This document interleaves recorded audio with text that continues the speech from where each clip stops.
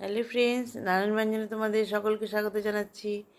আজ দেখো তোমাদের আমি একটা ছোট মাছের মাথার রেসিপি দেখাবো। তার আগে আমি এখানে এখানে আমি বোয়াল মাছ নিয়েছি। এগুলোকে আমি একটা পেঁয়াজ দিয়ে আর টমেটো দিয়ে চচ্চড়ি বানাবো।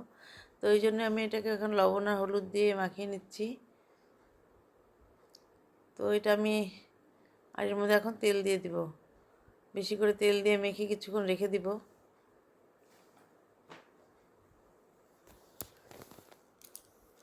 রেখে দিয়ে তারপর এখন এটাকে আমি ভেজে নেব।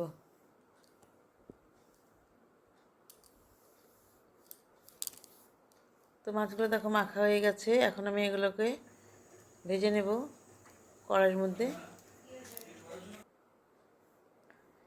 দেখো ভেজে নিচ্ছি। এইভাবে মাছের মাথা টাথাগুলো ভাজা হয়ে গেছে।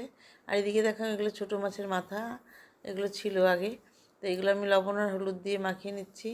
মাখিয়ে নিয়ে এই কড়াইয়ের মধ্যে একটু কালো জিরা দিয়ে আমি এটাকে ভেজে নেব। আর ওইদিকে আমার মাছের চচ্চড়িটা হয়ে গেছে, কিন্তু এটা আমি আর তুলতে পারিনি। এখন আমি জন্য এখন এই ছোটো মাছের মাথার রেসিপিটি তোমাদেরকে দেখাচ্ছি। তো এখন দেখো এখানে আমি মাছের মাথাগুলো ভালো করে ভেজে নিলাম। ভেজে নিয়ে এখন এর মধ্যে দেখো এদিকে আমি পেঁয়াজ কুচি করে নিয়েছি, আলু আর গাজর। আর ওদিকে আমি হালকা করে তেলটাকে বসিয়ে রাখছি। আর এখানে যে গাজর আর আলুটাকে কীভাবে কুচিয়ে নিয়ে এর মধ্যে পেঁয়াজ আর কাঁচা লঙ্কা আর ময়দা, সুজি আর চালের গুঁড়ো নিয়েছি। আর এই দেখো এটাকে আমি পেস্ট করে নিয়েছি মাছের মাথাগুলোকে। এখন এর মধ্যে সবগুলোকে একসঙ্গে ভালো করে মাখিয়ে নিব। তার আগে আমি এর মধ্যে একটু লবণ আর হলুদ দিয়ে দেবো। তো লবণ আর হলুদ দিয়ে দিলাম। দিয়ে তাওয়াটা দেখো গরম হয়ে গেছে। এখন আমি যেইভাবে মাছের মাথাগুলোকে পেস্ট করে যে আলু আর গাজর দিয়ে পেঁয়াজ দিয়ে মেখে নিয়েছি, এখন আমি এগুলোকে বড়া করছি। প্রতিবার মাছের মাথাগুলো ফেলেই দিই। তো এখন ভাবলাম যে থাক, এটা একটু এইভাবে বানাই তো দেখি। তো এইভাবে একটু বানালাম, নাহলে এই যে মাথাগুলো ফেলেই দেওয়া হয়।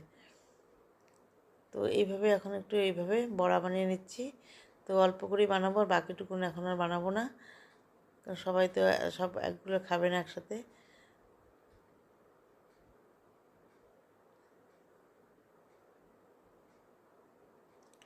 আমার হাজব্যান্ড তো খাবেই না। তো ওই জন্য আমি খাবো আর আমার মেয়ে খাবে। তো মেয়েও বোধহয় খাবে কি না, সেই জন্য বেশি করে আর বানালাম না। ওই জন্য অল্প করে বানালাম, বাকি অল্প আছে, এটা পরে বানাবো। তো এই কটাই আমি ভেজে নিলাম, বাকি আর একটু অল্প মাখা আছে।